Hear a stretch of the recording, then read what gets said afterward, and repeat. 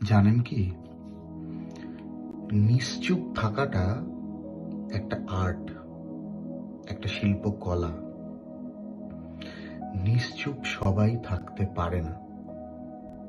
নিশ্চুপ থাকার জন্য খুব খুব খুব দূরদর্শিতা সম্পন্ন মানুষ হতে হয়। নিশ্চুপ থাকা মানে হেরে যাওয়া নয়। নিশ্চুপ থাকা মানে পালিয়ে যাওয়া নয়। নিশ্চুপ থাকা মানে সঠিক সময়ের অপেক্ষা করা। নিশ্চুপ থাকা মানে অনেক বেশি করে নিজের অন্তরাত্মার প্রেরণা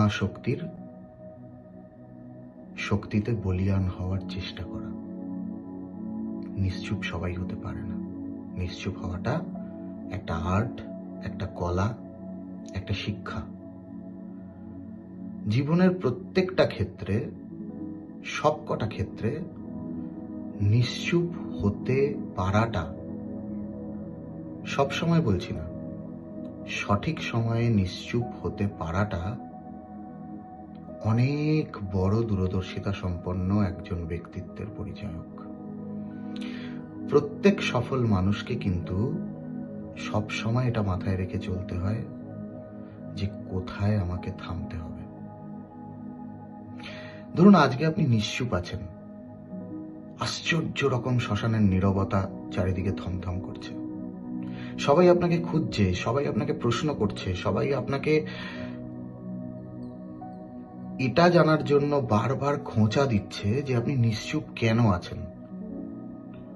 আর আপনি সবার সাথে হাসি মুখে নিশ্চুপ হয়ে বুঝিয়ে দিচ্ছেন এটা একটা তাৎপর্যপূর্ণ।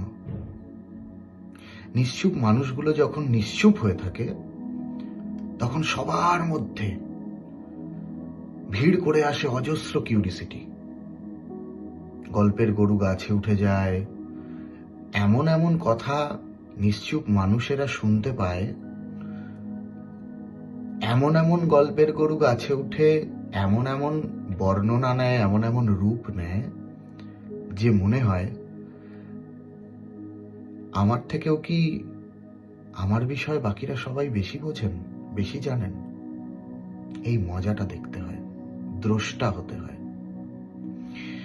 আর সেই নিশ্চুপ মানুষ যখন দীর্ঘদিনের নীরবতা ভেঙে সিংহ গর্জন করে, তখন হিমালয়ের মতো, বজ্রের মতো কঠোর থেকে কঠোরতম পরিবেশ পরিস্থিতিও ভেঙে খান খান হয়ে যায়। তাই নিশ্চুপ থাকুন সঠিক সময়ের জন্য, নিশ্চুপ থাকুন শক্তি সঞ্চয়ের জন্য।